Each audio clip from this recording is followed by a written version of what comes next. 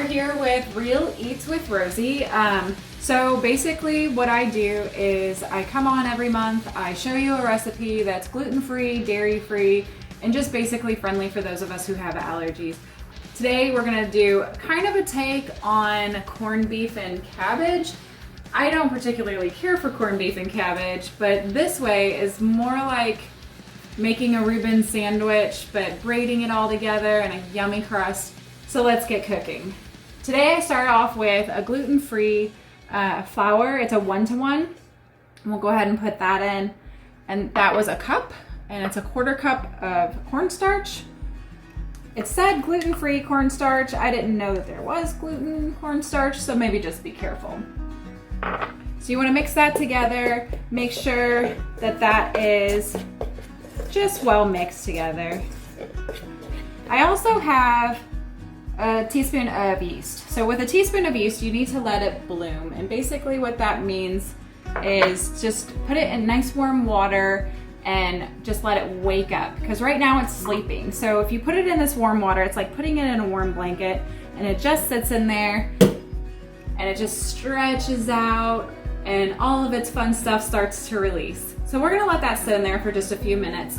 The egg, we're gonna go ahead and mix in one of these little tiny bowls, and then we're gonna add it into our flour. You mix it in a small bowl. There you go. Try to make sure that you get the large egg if it says large egg, medium egg if it says medium egg. You wanna do that just because you wanna make sure that you're getting the right amount of egg in your recipe, I guess. Makes sense to me. So just mix that up.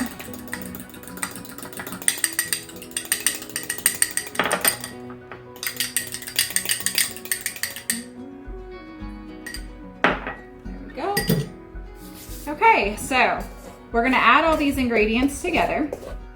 This has sat long enough. It's ready to go and do its job in the dough. So we're just gonna pour that in. And put our egg in.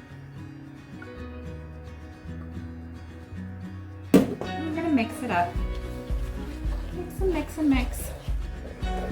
And as you can see, it's starting to incorporate really well and become more of a dough-like texture. The great part about this is basically like a basic pizza dough. It's not necessarily any kind of special recipe. If you want to make pizza out of this would be really good for pizza dough too. Or if like a flatbread sandwich, or like if you have hummus and you like hummus. Very versatile. Okay, so then you have like this. And we're gonna go ahead and let this rest for 30 minutes so that that yeast can just kind of work itself in. And basically with yeast, it invades every part of the dough. So you gotta give it time to invade all parts of the dough. So you wanna wait at least 30 minutes. You can go up to 48 hours with this recipe.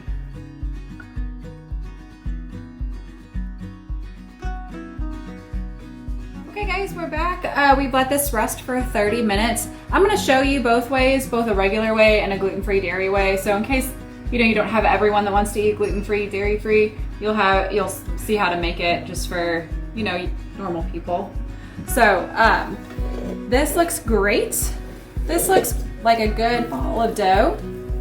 So we're just gonna let it kind of hang out, spread it out. And I'm just using my hands for this. Obviously. This is not the type of dough that you want to use. So the regular pizza dough just popped itself. We'll get to that in a second. This is not the kind of dough though that you want to use like a rolling pin. You really want your hands to be nice and oily with some olive oil or whatever nondescript kind of oil. So that's that.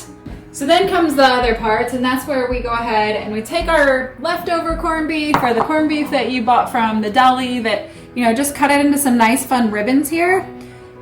And you're just gonna put some right down the center. Oh, it smells so good. Too bad we don't have smell-o-vision. Okay, so for the dairy-free part, Pick your favorite non-dairy cheese. I used a Swiss flavored non-dairy cheese. Go ahead and just pop that on top. Your cabbage is their sauerkraut. So basically, like I said, we're making kind of like a Reuben sandwich. And we're gonna make it quick, easy, and absolutely delicious. We'll add more cheese. Who doesn't love cheese? Well, maybe not the dairy-free cheese, but it's delicious for me. And I also found a friendly Thousand Island dressing, so you can still use that. And I found that at my local grocery store. So easy peasy. And then we're just gonna cut strips on either side.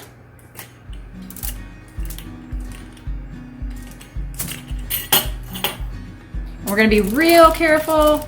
We're gonna take these strips and just kind of place them over the top. So gluten-free, dairy-free people, you already know this. This is a very difficult process. It is just crumbly and fun, and we just make do with what we've got. We just bring it up and over. Up and over. It doesn't have to be perfect. It'll be pretty when it's done. Up and over. And that's it. We're gonna pop this guy in the oven. As I said before, our pizza dough pre-popped.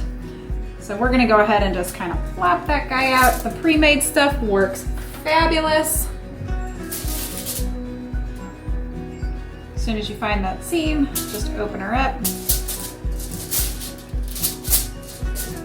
Roll it out.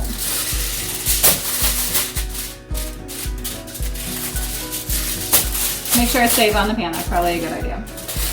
And we're just gonna follow the same process that we did before. So we'll have our corned beef right down the center. Put as much or as little as you want. If you do put more and more though, remember that it probably won't close over the top.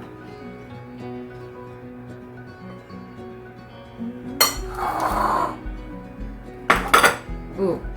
And I did get a great Gruyere from the store too. You can find that over in your deli section. It's just kind of an upgrade from Swiss cheese, but you want to use your favorite Swiss cheese. Just not slices. You'll want a block of it so that you can shred it. And sauerkraut.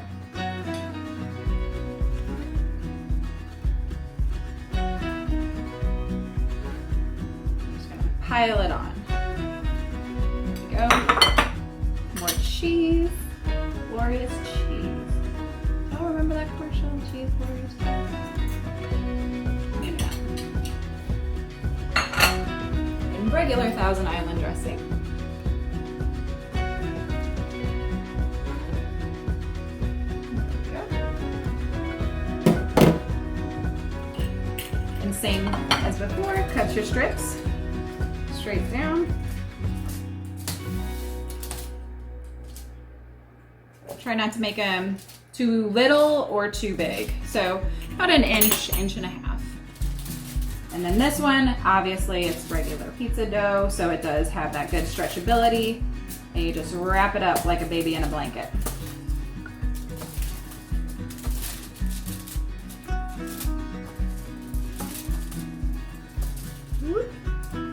And there we have our en croûte Reubens. So the other thing I was thinking, we could make a great side for this would be roasted red potatoes. So we're gonna pop these in the oven and get started on the potatoes. So those will go in for about 15 minutes or so. Just kind of keep watching. You're gonna want it to turn nice golden brown. I have these potatoes in water because I cut them early and I didn't want them to turn that brown color. So anytime you have something that would oxidize, like potatoes or apples or something, you want to put them in water. Apples, you want to put like a little lemon juice in there, but that's like a whole side note. So now that I've drained out the water, I'm just going to take some olive oil, put that over the top. Olive oil is an amazing moisturizer. So just get your hands in there. Coat them all up. When they're nice and evenly coated, I like to just make it super simple. Salt, pepper, and some parsley. Then pop them in the oven. Let them bake. You want them to be fork tender. So when you put your fork in, you want to be able to pull it back out and not have potato with you. So we'll just toss. Nice even coat.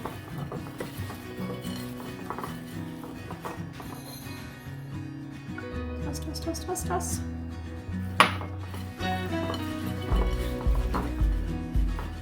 That looks delicious. And then you put them in whatever kind of dish works for you. I have a glass dish available to me, so we're just gonna put them in a glass dish.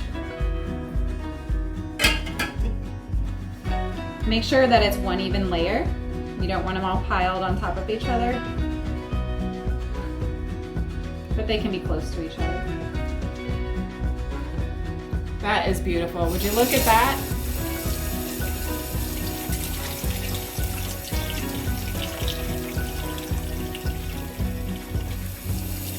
Okay, and we will pop those in the oven. And so while that is all baking and cooking, I will return to you shortly.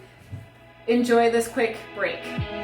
Hello everyone, and welcome to Market in a Minute for March of 2021. I'm Rosie, and I'm a real estate agent at Keller Williams with the Express team in the greater St. Louis area. Can we just talk about those mortgage rates real quick? Mortgage rates on a conventional 30-year fix have gone up almost half a point. So if you were approved a couple weeks ago at 2.75, your rate could have ballooned up to 3.25. So for every $100,000 that you've been approved for, your mortgage rate would go up about $27. Even though rates are on the rise, they're still at an all-time low. So now is a great time to buy or sell a home. If you have questions, give me a call, shoot me a text, or even an email, and I'll get you an answer. This is Rosie, and that was your Market in a Minute. Hey guys, I hope you enjoyed that Market in a Minute. Just a quick update on how the real estate market's doing. I'm always happy to help in any aspect I can. This just pulled out of the oven. It smells amazing and delicious. If you have any questions or comments, comment below. Give it a like and subscribe to my channel. Thanks guys, see you next month with more recipes.